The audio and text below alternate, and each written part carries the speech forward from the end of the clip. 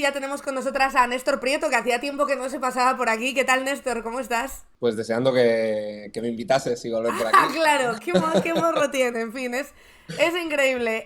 Néstor, te iba a decir que estás tú en todo el meollo, ¿eh? Con esta alarma bélica que tenemos dentro de la Unión Europea, si de repente llega la guerra, te pilla en todo el medio.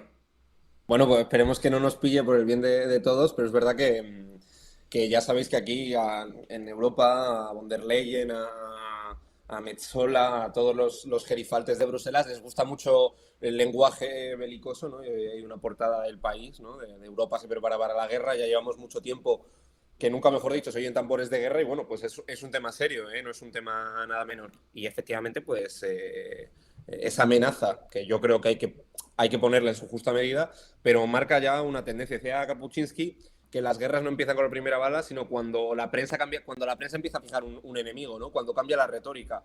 Es lo que yo he dicho siempre con la guerra de Ucrania, con la guerra con el genocidio de Palestina, con todo. La creación de un relato, de los marcos. Cuando creamos un marco que ya identifica un enemigo, que fija unas posiciones, que delimita muy bien cuál es un horizonte a llegar, son los primeros pasos de siempre. Nunca nadie se va a una aventura bélica si no tiene detrás un aparato de propaganda. No digo que la puerta del país sea propaganda, ¿no? Pero digo que todo el discurso que estamos teniendo detrás va en esa línea. Pero ¿y qué ha cambiado en los últimos días para que de repente como que se intensifique esta alarma, para que veamos portadas como la que mencionabas antes del país o declaraciones como las que ha hecho von der Leyen la semana pasada? Bueno, yo creo que fíjate, o sea, para mí esto es un temón.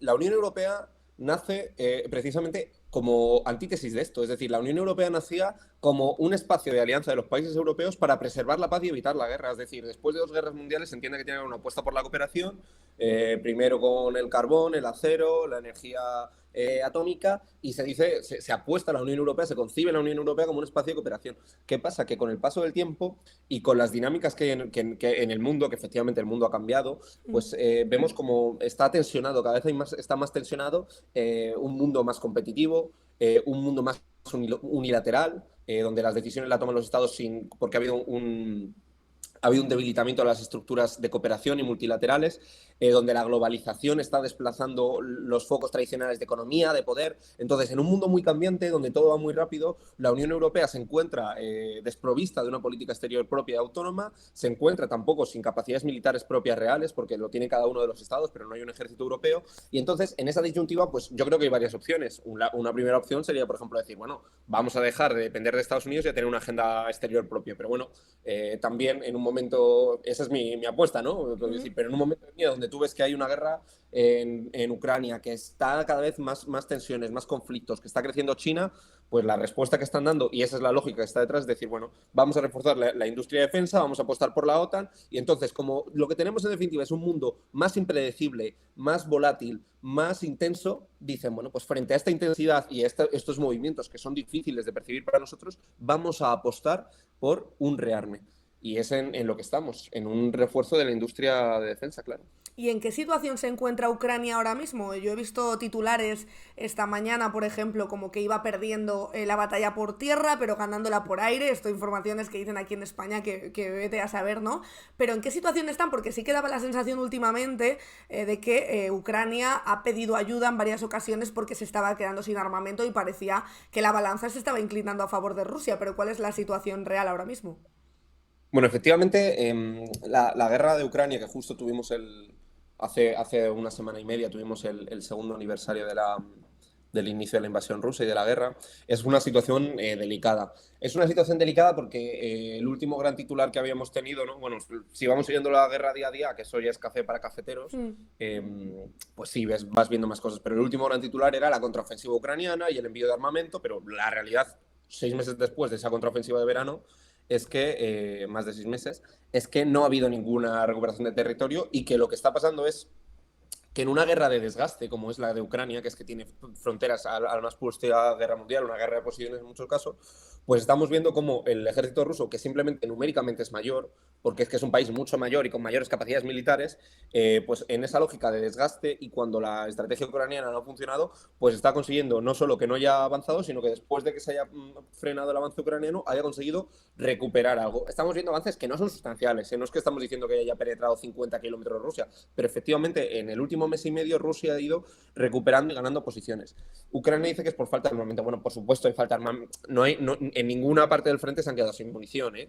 Pero bueno, dicen, hay que racionar, nos necesitamos más defensas antiaéreas, porque por ejemplo Rusia está optando mucho por la técnica de los drones, estamos viendo que hay bombardeos recurrentes. Pero bueno, en definitiva, yo creo que desde luego haría falta más armamento para Ucrania. Es lo que piden ellos, eso es lo que es evidente. Pero de fondo lo que hay es una realidad numérica, que es un porcentaje incluso de 1 a 10 en muchos casos, ¿no? Es decir, es que la reserva del ejército profesional de Rusia es mucho mayor. Y es que hay un momento en el que no va a quedar gente para combatir en Ucrania. No digo que sea un escenario inmediato, pero es que tienen un problema real de refrescar el frente, de tener un ejército formado, ubicado en las primeras líneas y que llevan 2 años con un llamamiento masivo de filas y empiezan a ver que no hay tropas de reemplazo frescas, todas las que necesitarían, y que tampoco tienen una producción armamentística de lo suficientemente fuerte. Por el contrario, Rusia sí.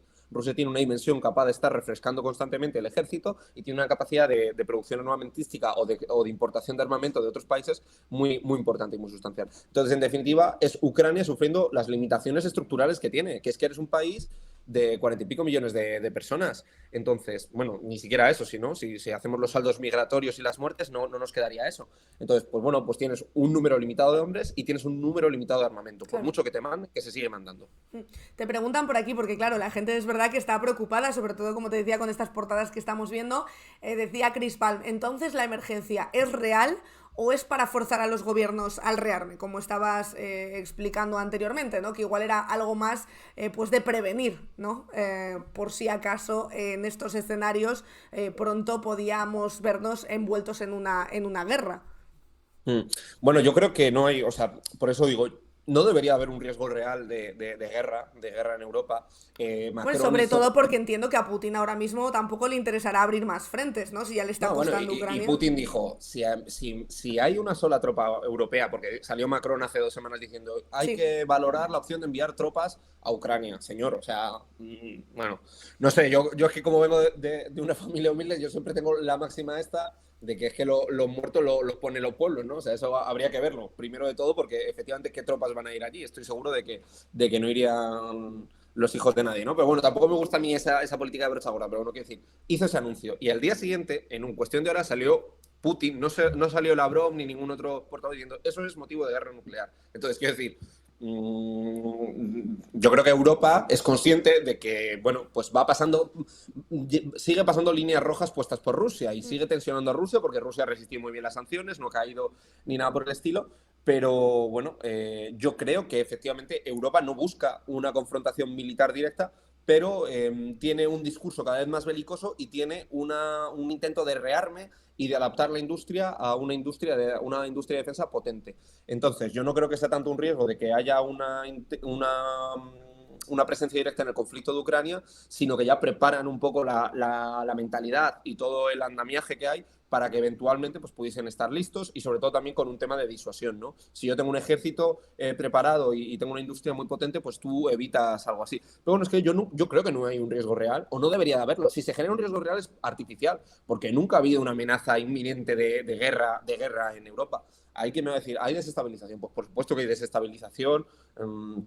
A través de espionaje, a través de uso de software espía, a través de ciberataques, pero nunca hemos tenido una amenaza de guerra. Es decir, ni al principio que estaban tocando la frontera con Polonia, Rusia parecía que iba a invadir. Entonces, que nosotros nos pongamos en el otro escenario tampoco es deseable. Lo que está claro es que, si bien no parece inminente que Europa fuese a participar de manera directa con el envío de tropas en la guerra de Ucrania, lo que sí que está claro es que están más en las tesis de la guerra que en las tesis de la diplomacia, porque después de 2 años no hay una apuesta por la diplomacia. Sí, de hecho preguntaban por aquí sobre las conversaciones de paz, que es verdad que ha habido reuniones a lo largo de estos más de 2 años ya, hace que estalló, ¿no? Hace más de 2 años, pero nunca se ha llegado a ningún encuentro. Hoy por hoy. Pues no, y luego, hombre, desde luego sí que hay vías y espacios de comunicación entre las dos partes. De hecho, una de las noticias que tuvimos hace un mes y medio, si os acordáis, que un avión ruso que sobrevolaba con presos ucranianos fue derribado por las propias fuerzas ucranianas. Es decir, por ejemplo, hay intercambios de prisioneros, Sí. hay comunicación. Esto lo quiero decir porque hay, como siempre en todas las guerras, pues hay canales de comunicación. Se habló mucho de la posibilidad de la mediación, del diálogo, se miró a China, se miró a Israel, se miró a los países africanos, se miró a Francia, se miró a muchos países que a ver si podían mediar, ninguno consiguió nada. Y yo, pues bueno, creo que al final todos van por la política de los hechos consumados, de decir, bueno, esta guerra al final se congelará de una o de otra manera, pero no hay una apuesta real por la diplomacia. Y yo ya llevo diciendo el mismo discurso siempre y por desgracia el tiempo me ha dado la razón, que mira que me ha caído a mí de todo, de otanista, putinista, lo que sea. Como los dos tienen objetivos maximalistas, también porque han alimentado a una población que no puede aceptar otra cosa que no sea un objetivo maximalista. Es decir, como Zelensky ha dicho, no, la integridad total de Ucrania, y le he dado el poder a grupos, algunos que son neonazis y que son ultranacionalistas. Es decir, cuando tu discurso es ese, claro, tú no te puedes sentar a negociar nada menos que eso, porque es que si no te comen literalmente. Y cuando en Rusia tú has vendido la idea de que hay que desnazificar eso, porque eso es un nido de nazis, y que están a punto de entrar en Moscú con los tanques, pues claro, tampoco, ¿cómo le vendes tú a la población eso? Si tuviste un intento de golpe de Estado con el grupo Wagner, acordémonos, ¿no? Total, es Entonces, verdad. hay una subida tanto de las tensiones y de los decibelios que hace imposible el margen a la negociación. Por supuesto, y ahí no hay que exculpar ni a Putin ni a Zelensky. Lo que pasa es que la comunidad internacional y la Unión Europea, en vez de haber apostado por crear espacios cómodos de diálogo, ha apostado por alimentar la bestia de la guerra. Entonces lleva alimentando la bestia de la guerra mucho tiempo. No es un interlocutor creíble. Por supuesto, tampoco Estados Unidos. Si no hay ninguno que lo sea de manera sustancial, pero quiero decir, es que al final todos los países han apostado por tomar parte, alimentar artificialmente el conflicto y no por intentar fomentar, ¿no? Por hacer una diplomacia activa en vez de por la guerra, por la paz. Y fíjate que hablábamos ahora de diplomacia y estábamos hablando también de intercambio de rehenes y queremos hablar de otro tema que es el genocidio en Palestina, ¿no? Que continúa y que aquí sí que parece que la comunidad internacional no tiene tan claro quién es el bueno y quién es el malo, ¿no? Como en el caso de Ucrania y de Rusia. Bueno, yo creo que es que al final el tema de Palestina, hay una cuestión del relato que es que ni el mejor equipo de propaganda, y los israelíes son muy buenos, puede aguantar 5 meses casi de un bombardeo brutal del exterminio del 2% de la población de Gaza, el desplazamiento del 95%, la destrucción de toda la infraestructura civil para hacer que sea un territorio inhabitable. Que detrás de todas estas frases que yo digo y que son muy grandilocuentes están posiciones oficiales de las Naciones Unidas, relatos sobre el terreno, sobre el testimonio. Entonces, es decir, es tan brutal que efectivamente, pues bueno, se está volteando en buena medida la opinión pública. Pero bueno, es que eso todavía no se ha traducido, pese a que la opinión pública en su conjunto sea crítica con lo que hace Israel, no se ha traducido en acciones concretas reales para que acabe con estas presiones. Veamos, por ejemplo, que esto es la mayor expresión de cinismo que hemos visto recientemente es Estados Unidos lanzando ayuda humanitaria cuando Israel, que está protegido por el que ha vetado Estados Unidos hasta en 3 ocasiones en el Consejo de Seguridad de Naciones Unidas, ha vetado 3 intentos de pedir un alto el fuego, pues bueno, mientras Estados Unidos está armando a Israel y está vetando los intentos de alto el fuego, está lanzando la comida humanitaria. Estados Unidos, si Israel es quien no está permitiendo la entrada de ayuda humanitaria, que está bloqueando el paso de Rafah, lo está bombardeando, está bloqueando el paso de Kerem Shalom, que es el otro paso que está abierto, y lleva bloqueando la Franja de Gaza desde 2007. ¿Qué lanzas ayuda humanitaria? Si las bombas que están cayendo media hora antes se las has fabricado tú, se las has regalado tú, ¿qué estás lanzando ayuda humanitaria? Si es tu socio al que tú estás protegiendo, el que está impidiendo que entre ayuda humanitaria de manera normal, es que aquí hay que ser muy claros. Yo, por supuesto, que tengo una ideología, nunca la escondo, pero cojamos por lo menos el derecho internacional, cojamos los hechos y démoslo con claridad. Ojo, eso lo hace también Francia. Y eso lo hará la Unión Europea, que se llenará la boca lanzando ayuda humanitaria. Que nadie se equivoque. Esto no va de enviar ayuda humanitaria a Gaza. Esto va de que paremos de manera inmediata el genocidio y se establezca un alto el fuego. Porque si no se establece un alto el fuego, la gente va a seguir muriendo. Y si estamos interesados y nos interesa mucho la parte humanitaria, porque siempre suele ser en la parte de los conflictos la más cómoda para los gobiernos occidentales, porque lo humanitario es lo de lavarse la cara. Las causas políticas cuestan más atajarlas, ¿no? Pero lo humanitario, bueno, que la gente no se muera de hambre. Claro. Ya dejamos que viva oprimida, pero que no se muera de hambre. Bueno, pues incluso, aunque no les preocupe lo político, que lo político es que ustedes han engendrado un Estado que tiene en su ADN la ocupación. Pero si no les interesa lo político, vayamos a lo humanitario. Bueno, les preocupa lo humanitario, que sepan que si hay hambruna en Gaza es porque su aliado, que es Israel, al que no han sancionado, contra el que no están tomando medidas, está bloqueando el paso de ayuda humanitaria. Está demostrado. En Rafah está entrando ahora menos ayuda humanitaria que hace un mes. Es decir, hace un mes no teníamos a la Corte Internacional de Justicia diciendo que se habían cometido un genocidio y entraba más ayuda humanitaria. Es que lo ha denunciado la ONU o lo ha denunciado Human Rights Watch, que no son bolcheviques, no son peligrosos. Oye, pues es que han denunciado que está entrando menos ayuda humanitaria ahora que hace un mes y una semana antes de que la Corte Internacional de Justicia dijese que es plausible, que se está cometiendo un genocidio y estableciese la Provisional Measure 3, la medida cautelar número 3, que establece que tiene que garantizarse el flujo de entrada humanitaria, de ayuda humanitaria a la Franja de Gaza. Está entrando menos ahora que antes. Y de hecho, ¿de qué sirve, no, que se mande ayuda humanitaria si luego Israel bombardea pues en los alrededores de la gente que va a recoger esa ayuda o en los pasos, ¿no? Cuando intentan huir hacia a otros lugares? Es un poco absurdo. Claro, y ahí entonces va la reivindicación fundamental, que es la que tiene que hacer, la que está haciendo, la que pidió Antonio Guterres. Está mal porque a veces yo voy como con esta presunción de que yo soy un rojo peligroso, que eso puede ser verdad, pero quiero decir, y a veces intentas como justificar tu posición. Pero bueno, es que lo inmediato, que lo dijo Antonio Guterres, secretario general de Naciones Unidas, es el alto el fuego. Porque mientras, cuando dejen de caer las bombas y deje de morir la gente, entonces vamos a poder atender mejor todo. Y no es un alto el fuego sin más, es un alto el fuego que tiene nombres y apellidos. Es un alto el fuego inmediato, porque no hay ni un segundo más que perder.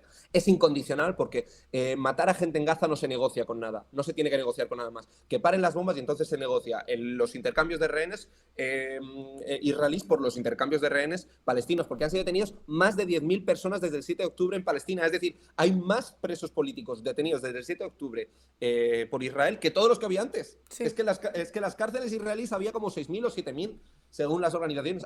Se ha detenido a más de 10.000 personas. Entonces tiene que ser un alto el fuego inmediato, incondicional y duradero, porque esto no va de pausas humanitarias, esto va de garantizar que pare todo, y esa es la única manera también de garantizar que haya unas condiciones dignas para un diálogo, que yo soy muy crítico, porque a ver qué diálogo hay que establecer con Israel, porque con Israel el diálogo que hay que establecer es el de la justicia internacional. Te iba a decir que quién está quién tiene el poder para exigir ese alto al fuego a Israel, porque parece que los que lo tienen, que puede ser por ejemplo Estados Unidos, tampoco están por la labor, ¿no?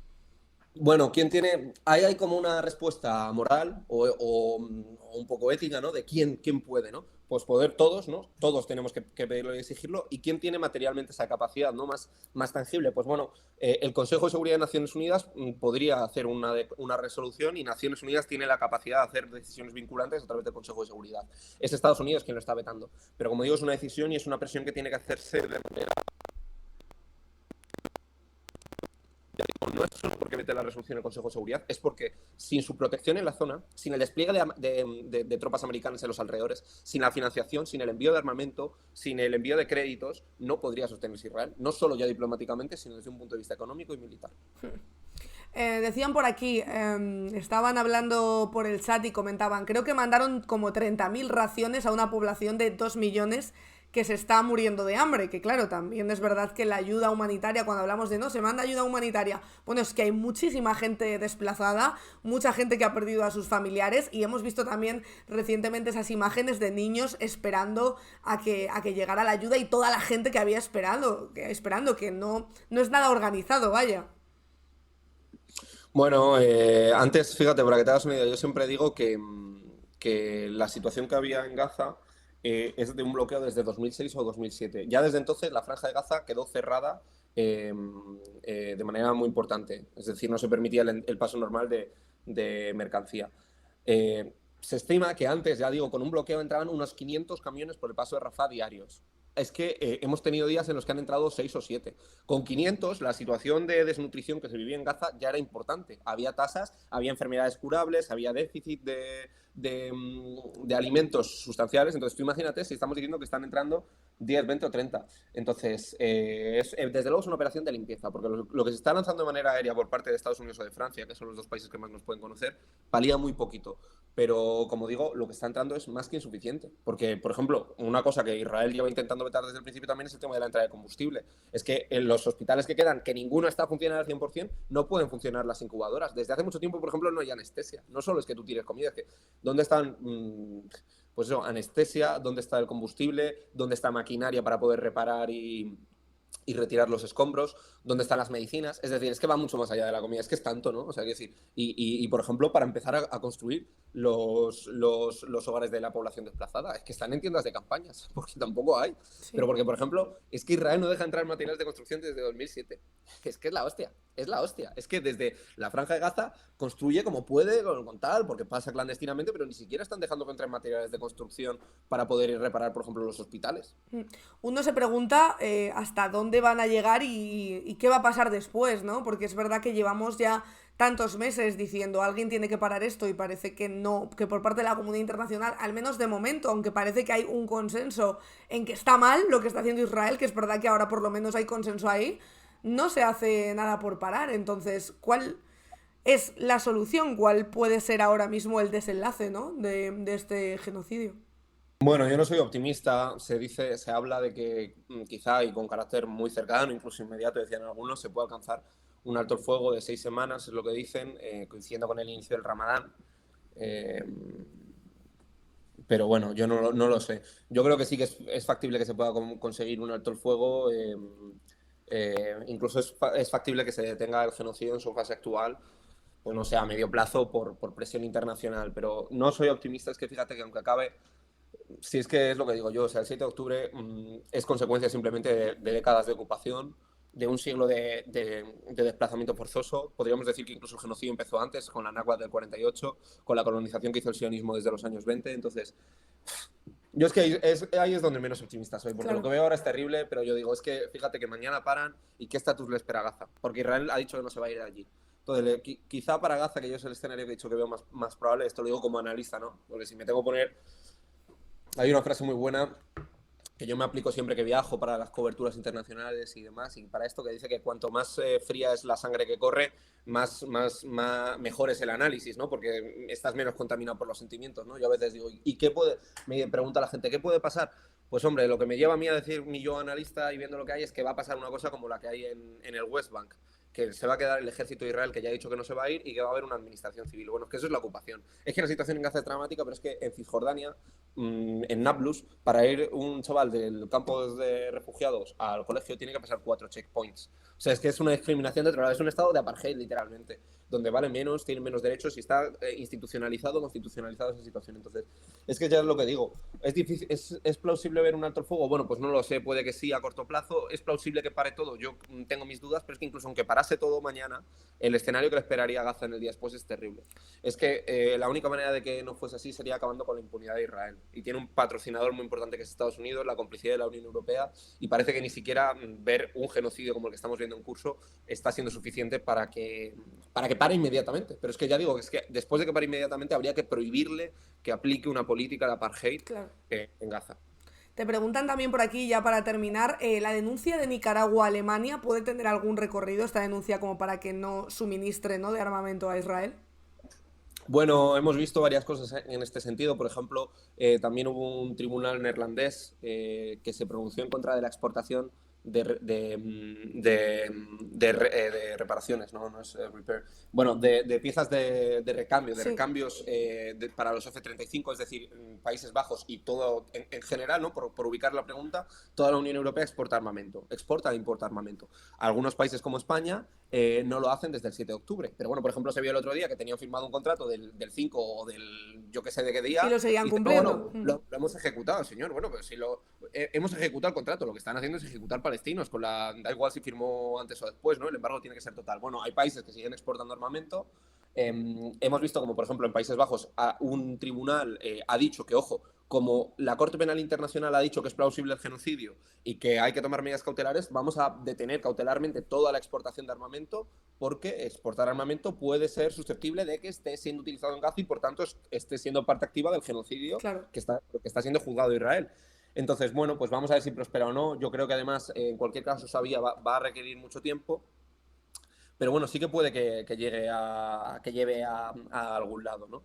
Eh, Creo que es una opción que poco a poco veamos como la justicia y la presión popular, las dos cosas acompañadas, terminen frenando las expresiones más burlescas de Europa. como puede ser comprar o vender armamento a Israel. Creo que esas expresiones tan burlescas, tan ofensivas, puede que se vayan frenando poco a poco. Pero como digo, hace falta más. Hace falta mucho más porque no es, estamos frenando lo evidente, es decir, que las bombas con las que están matando a los niños no hayan sido producidas en la Unión Europea. Pero bueno, pues puede que sí. Como digo, son procesos que además llevan su tiempo y que esto lleva 5 meses, que parece que lleva muchísimo tiempo, son 5 meses. Entonces, si la medida se aplica en 3 meses o en 4, pues ya es que, como digo, el daño está hecho, ¿no? Entonces, puede que sí, hay que seguirlo de cerca, pero al final lo que estamos viendo es que los gobiernos europeos solo están tomando decisiones cuando ven que tiene un coste popular demasiado alto, ¿no? Cuando ven que la movilización está siendo tan sustancial que, bueno, les lleva a moderar, ¿no? Bueno, en ese sentido, por ejemplo, hay elecciones en Estados Unidos, Sí. no ha mucho tardar, y es verdad que la reputación de Biden está en entredicho. Y además, los votantes que más penalizan esto son, por supuesto, Claro. bueno, hay que decir que cada vez hay más una brecha. O sea, es decir, hay mucha gente que ya se muestra indiferente o que apoya a Palestina y que a lo mejor no condiciona su voto totalmente, pero que sí que está. Pero es que en concreto en Estados Unidos, entre los que sí que van a condicionar el voto, que no solo lo condenan, sino que están haciendo campaña activa, son, sobre todo, nos dicen las encuestas, la población árabe, que evidentemente, ¿no? Como es lógico, que es una población que no es especial, no es una de las grandes minorías de Estados Unidos, ¿vale? No son como los hispanos o los negros, pero que tiene un peso electoral significativo y es demócrata, y sobre todo los jóvenes y los progresistas, que son estratos que también votan demócrata. Entonces, si Joe Biden se pasa de listo, y por eso salía ayer Kamala Harris diciendo hay que conseguir un alto el fuego. Señora, si lo tiene en sus manos. Claro. Es que no. Entonces, ojo, porque sí que le va a pasar factura. Seguramente le pueda pasar factura. Sí, Oye, sí. Néstor, pues seguiremos muy atentas a las informaciones que nos vayas trayendo. Vente la semana que viene. A ver si... Yo, a ver si hay que, ¿no? está bien que lo digas aquí ante notario, porque si no, yo no. Claro, claro. Sí, sí, vale. Yo Luego llevaba ya un mes aquí, si sí. no sabía cómo Estabas no sabía cómo esperando, entrar. ¿no? Con la cámara encendida. Bueno, a ver si me Estaba llama. esperando, claro, yo esperando que me escribiese de Spanish, de la coño de Marina, pero nada, no hay manera, no hay manera. Oye, pues nos vemos pronto, Néstor. Muchísimas gracias por pasarte. Nada, muchas gracias a ti y espero que haya sido menos este ratito. Un beso. Chao, Néstor. Gracias. Spanish Revolution.